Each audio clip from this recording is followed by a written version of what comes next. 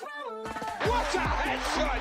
What a head! How's it guys, this is Dayvy, FPL, and welcome back to the Fantasy Premier League video here on my channel. Now in this video, I'll be taking you guys through the best / the most optimal draft in FPL at the current moment.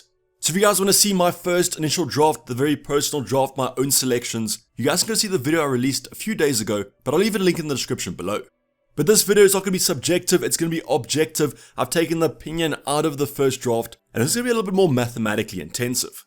So now the prices have been released, I've decided to return to a video I released last preseason. You guys seem to love that video, show a lot of support on it. So if you guys do like this video, make sure that you also show that same support. If you guys do have any recommendations for future videos that you guys want to see this preseason, comment them down below and hopefully I'll get to them. While you guys in the comments down below post your first drafts, does this video change your thinking about any specific options? Or has your first draft stayed relatively the same over the past few days? I'm hoping to do kind of a review of your guys' drafts fairly shortly, so make sure that you comment them down below. But getting back to this video, now that the prices have been released, we do have points from last season, so I'm going to make the best team possible that hopefully will get you the most FPL points. But don't worry, I'll be doing a talking point explaining how I've done this in the next talking point, and then covering the draft later in the video. So that's something you guys are interested in, sit back, relax, and let's get straight into it. So going on to the kind of talking point explaining how I've done this kind of best, most optimal team, it's basically an optimization problem. Now FPL as a whole is almost an optimization problem in itself, and therefore this should be kind of familiar to you guys. So in terms of any kind of optimization problem, we want to kind of maximize an equation or minimize an equation, and our equation in FPL is obviously going to be points. So what way can we maximize the amount of points? This is on a game week basis, it's on a whole season basis, even from a Campsy point of view, which option gives you the most points? So this is something that you guys will be familiar with. No one wants to kind of minimize their points. However, I have seen one team in the past think they had the history for the most hits taken in an FPL season, and they wanted to get the lowest amount of points as possible in a season. But obviously this channel won't be doing that. We're focusing on the opposite end of the spectrum. How can we get the most points possible? So in terms of the equation, you can think of this being kind of X. How do we maximize that X equation? And unfortunately, that's kind of an infinite solution problem. So how do we kind of nail down those infinite solutions, get to a few more solutions? Well, that's going to be constraints or restrictions. Now in FPL, you guys know the restrictions. These are specified in the rules at the start of the season. It's going to refer to the budget and also the teams. So the budget, you guys know 100 million at the start of the season. Yes, that can increase, decrease. Your team value can get more or less as the season goes on. But because this is kind of a game week 1 team, I'm going to focus on that 100 million.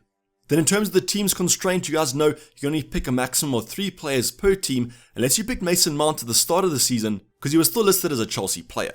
But let's ignore that example, 3 players from each team allowed. Now the next constraint is a hard constraint, but I'm going to refer to it as a soft constraint because the way I've solved this problem has been a little bit different, but it's going to refer to the position constraint. So FPL specifies 2 goalkeepers, 5 defenders, 5 midfielders, and 3 forwards, and that totals to your 15 starting players. Now because this is a kind of a starting 11 optimization, I've actually gone for a little bit of a soft constraint here. I've said to the algorithm, you can pick between 3 and 5 defenders, but then obviously if you pick 5 defenders, it's going to lower the amount of midfielders and forwards. So what that allows me to do is kind of go for any formation possible. You can go for a kind of a 5-3-2, a 5-4-1, or the normal 3-4-3. So that's why I've listed this constraint as a little bit of a different one to the hard constraints, as I've made this quite flexible. So now that we have this equation of maximizing points, we have the kind of constraints or restrictions of the budget, the teams, and the positions.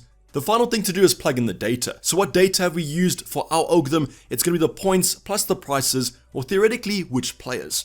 Now in terms of the prices, these are the prices that dropped a few days ago when FPL released. It's the current prices for the 2023/2024 season. But in terms of points, unfortunately no predicted points on the horizon here. I'll cover that video closer to the deadline when these predicted points models come out. So the points we'll be using will be the points from last season. So basically what this is going to tell you is if these players do perform on a similar level to they did last season, which team is going to give you the most points for the upcoming game week. So very important kind of point there, we're going for past and present, the present prices, the past points. But if you guys think of any kind of machine learning algorithm, use the past to predict the future. So we're using the same logic for this specific video. Obviously would have liked to use predicted points, but as mentioned, that's a future video for another day. So now that we have the players, let's go back to the actual equation. We've completed a full circle here of the algorithm. And now that we have the players, who's going to score the most points? Now the last talking point I want to go over is going to be Campsy. So I've actually incorporated Campsy into this debate, but it's very kind of a simple solution. What I've said is that whatever player scores the most points, they're going to be a perma captain for the upcoming season. And you guys know who that is, it's Erling Haaland. So because Haaland scored the most points last season, if you guys theoretically just captain him every single game week, you're just going to get double his points. But if you guys do want to go a bit more intricate into your algorithm, you can actually predict kind of on a game week by game week basis, and that will allow you to optimize the captaincy decisions. But to simplify this video, I simply went for a kind of a holistic solution of who's my perma captain for the entire season. So this kind of explains what the optimization problem was. This is going to be a linear optimization problem because we have set kind of equations, set constraints, and set player points and prices. So you guys can do this on your own if you want to, but I'm pretty sure the majority of people watching this video have already skipped ahead, so thank you for sticking around. If you guys do want to discuss this more, go more in depth, you can reach out to me on my Discord server or in the comments down below where we can continue this conversation. But now let's get on to the actual draft. So what is going to be the best / most optimal team based on the current prices and the past season's points? Well, you guys can see it's going to be a 4-4-2 formation. Now before we get into the actual draft, I want to give a shout out to you members. Thank you to all the new members and especially you legends from the first draft video. And if you guys do want to support the channel, you can also become one. If you do become a member, exclusive kind of one-on-one conversations can happen over on my Discord server, but there are a bunch of free channels if you guys don't want to. But otherwise, you guys can catch me on Twitter at Dayvy FPL, where you can also ask me questions. But going back to the actual team, and the first big thing to note is going to be money in the bank. You guys can see 0.0 was left in the bank, so every pound was actually used. Now there's actually a big talking point I want to go over first, and it's incorporated in the bench at the bottom of your guys' screen. You guys can see I've actually not specified options. The reason for that is I simply specified a budget constraint. So what I did, you guys know you have 100 million. What I took off was 17 million, which accounts for the realistic bench. That's going to be a 4.0 goalkeeper, a 4.5 midfielder, a 4.5 forward, and finally a 4.0 defender. So totaling to 17 million. So what I did was I took that 17 million off the 100 million. So the starting 11 costs 83. Just something that makes it a little bit easier because I don't think our bench has too much emphasis, especially when you are solving for a starting 11. So the algorithm did solve for a 4-4-2 formation, quite interesting. I haven't really seen a lot of 4-4-2 formations for the upcoming season. It seems like the midfielders have been dominant and a lot of people have 5 in midfield. I know my personal first draft, go check that video out if you guys haven't, had the 3-5-2 formation, which I think is quite attractive. But the algorithm is saying a 4-4-2 is slightly better, but you guys know defenders are great value. So let's start off with our starting 11, and our goalkeeper of choice is going to be Raya from Brentford. Now you guys know that Raya was the highest performing goalkeeper of the prior season, and while I might not go for Raya because he might leave the club, his replacement from Brentford comes in at 4.5 million. So in my personal draft, I've actually changed my goalkeeper. I went with Kepa in my first draft. I've gone for the second Brentford goalkeeper at 4.5. So this is why I love actually doing these videos, because it gives you a different perspective. Yes, you might not go for Raya, but what's another solution if he does leave the club? Now obviously Raya's replacement might not be as good as him between the sticks. Raya actually prevented quite a high number of XG, and that's why his price tag is going to be quite high.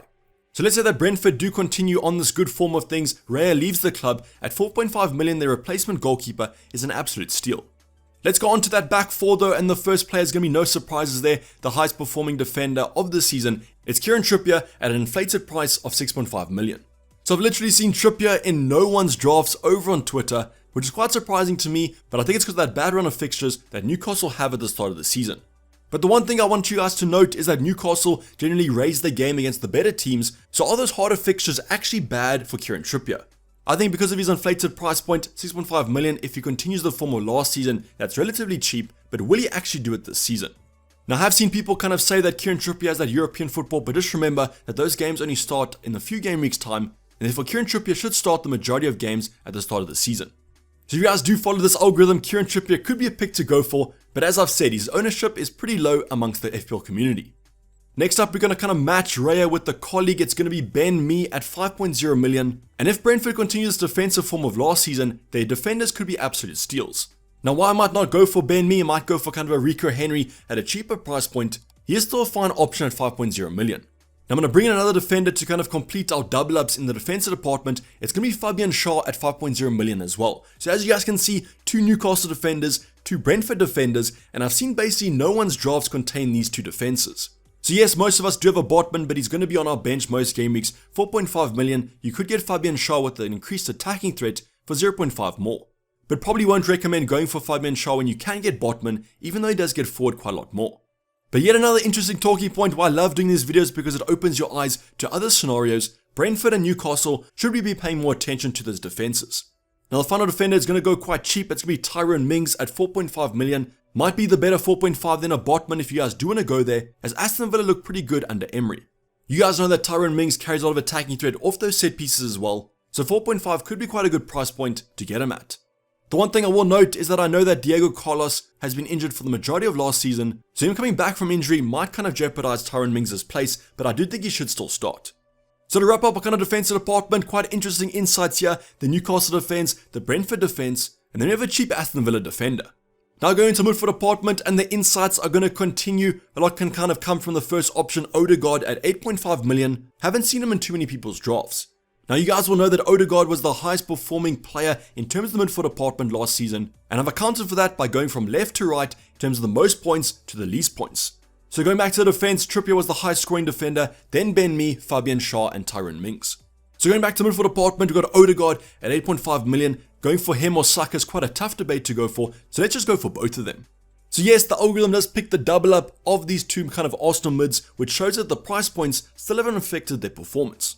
Now out of these two options, I think you guys will agree with me, I'd rather go for Saka over Odegaard, but going for both might be a solution. Now the algorithm didn't want one Arsenal mid, not even two Arsenal mids, they wanted three Arsenal mids with Martinelli. Now Martinelli is quite an interesting one, comes in cheaper than Saka and Odegaard by 0.5 million. Now the only thing I will say about that starting 11 is I don't exactly know what's going to happen, who's going to start. Is it going to be Martinelli, Trossard on that left hand side? It's all up to Arteta in the preseason. Now Arsenal are making a few signings, not many in the attacking department, so I think Martinelli should be safe for minutes. But yet another interesting talking point here, because I personally own a Jesus up front. I've gone for an Arsenal defender as well, but should I actually focus more on the midfield department and include an Odegaard or Martinelli? So quite an interesting insight here, maybe that kind of puts some thoughts in your mind in that 5 in midfield. What happens if 3 of them are Arsenal players? Now this kind of rests on the fact that Arsenal will continue the form of last season, obviously finishing second in the Prem, a massive improvement from prior seasons. Can they chase the title this season? Well, if they do actually manage to challenge, 3 in midfield should actually get you maximum points. Now the last midfielder to go over is going to be Douglas Luiz at 5.5 million, a relatively cheaper option here. Had a great season for Aston Villa though, and that's why he's got his inclusion. Now would I go for Douglas Luiz? Probably not with the amount of midfielder options that we do have, but if you guys are looking for a cheap one, I think he could catch your eye. Now finally going to our forward department, and you guys know who's the kind of highest performing option, scored the most points last season. It's the Norwegian Erling Haaland. Now you guys will see I've put the Campsy armband on him because that's going to kind of represent the fact that he was our perma captain last season and probably this season as well. Now 14.0 million, it seems like it's too cheap for Erling Haaland because his ownership at the current moment, I think we just over 1 million managers currently registered for FPL. His ownership's about 85%. Now I think it's only going to increase as long as he doesn't get injured for game week 1 and definitely a perma captain for the first few game weeks. But he's quite a boring option, seen him in everyone's team, so no kind of insights can be drawn from there. However, the second option might be the one. So the final forward to go over, and you guys will notice that we've gone quite cheap in the defensive and the midfield department, it's going to be Harry Kane at 12.5 million. So yes, Harry Kane over Mo Salah had a better FPL season last season, however Salah might be slightly more consistent, and Harry Kane might actually be departing the Premier League. But if he does stay in the Prem, maybe for United or for Spurs, still a great asset at 12.5 million. Now after actually making these graphics, I actually went and tried to make a Haaland and a Kane draft, and I like the look of it quite a bit. So have you guys created a Harry Kane and a Haaland draft, or have you opted for the Erling Haaland plus Salah draft? But I think I might be edging towards the Spurs striker. So kind of a nice insight there if you guys do want to go for the Tumium draft of Erling Haaland and the Spurs attacker. So that's going to actually be the best, most optimal team, but there are some more insights that we can gauge from here. The fact that Trent isn't in at 8.0 million is quite surprising, as I have seen him in a lot of people's drafts. But don't worry though, we'll be kind of analyzing the fact, is Trent worth the 8.0 million price tag when I do go over the price review video. We just spoke about it now, but the fact that Salah's not in here is also quite interesting, but Harry Kane did have the better FPL season. Are there any other kind of interesting insights that you guys can gauge from this video? Is the fact that you're now looking at a Brentford defender or a Newcastle defender, or that lovely Arsenal triple up in midfield? Or it might be the fact that you want to bring Harry Kane in your latest draft and play with that Tumium template. But I was really interested to see what this team would look like, and I think there's a lot of insights that we can gauge. Now the last talking point I want to go over is going to be the special mentions, and the first thing I want to actually tell you guys is the fact that the team you just saw wasn't the most optimal team, so yes, this video might actually be a fraud. But the reason for this is the first team I created was actually a 5 in defense, and you guys will know this, the defenders carry such high value in this game, but I haven't seen a single 5 at the back draft. So I decided to go for the 4-4-2 because it was a bit more kind of reflective. It had a better representation of what the first drafts have been like on FPL Twitter and our Discord server. So that's why I went for that one. So you guys can roast me in the comments down below, but as I said, it's a bit more kind of reflective of what the current drafts are looking like, as I've seen no one with a 5 at the back. But don't worry, I'll be going over the changes in the special mention video and detailing what that draft actually looked like over the one I just showed you. So the first big change was going to be the fact that Saka was dropped out of our starting 11 and we had an incorporation of Rashford at 9.0 million. Now yes, Saka actually outperformed Rashford last season, but this was done to include an Arsenal defender, which I will detail later on. So Rashford still provides great value for money at 9.0 million, and I do think he's worth it more over Bruno Fernandes. But you guys can go for both of them, can go for a triple up for United, that's 100% fine, but Rashford is a special mention. The second option, we spoke about Fabian Schär or Botman at 4.5 million, was equally, if not a better option, and that's why he's another special mention. So definitely the 4.5 debate is between Tyrone Mings or Botman or whatever you guys are also looking at, but right now I'm looking at those two defenders. If we look at Ben Mee and the other talking point, if you want to drop that to Rico Henry at 4.5, another option I would look at. Then the final option, I spoke about that kind of sucker dropping, it was for an Arsenal defender, it was Ben White at 5.5 million. So would I recommend Ben White at 5.5? Probably not. Think Zinchenko or Gabriel at 5.0, even Saliba, new contract at 5.0 million, are slightly better value. But from an optimization point of view, the algorithm does favor Ben White because he had a better performing season, and that's why he is slightly more expensive. So in terms of the changes, we had Saka dropping to the midfield department, going for Rashford, we had Douglas Luiz dropping to a cheaper option, and a 5-3-2 was the final formation. The five at the back continued Trippier, we had Ben Mee again, as well as Tyrone Mings, and then Botman and Ben White. Then the midfield department was Rashford, also Odegaard and Martinelli, and the front two was Haaland and Harry Kane. So the 5-3-2 is a little bit of an unconventional formation, but could be the way to go for this new FPL season. Let me know in the comments down below, have you gone for a 5-3-2 formation, or does the 4-4-2 look slightly better to your draft? And are there any other plays that you're now considering that you didn't when you first made your team? Also show me your first drafts in the comments down below or on my Discord server. As I said, I'm going to do a review of them quite shortly, so make sure that they're there. But this is basically going to wrap up the video, guys. Hope you did enjoy it. Please don't forget to like if you did and subscribe if you haven't subscribed yet. I'll be seeing you guys for loads of content coming up. Post your recommendations for videos down below, as I want to make the videos that you guys want. But I'm signing off to Dayvy FPL and I'm out. Cheers, bye.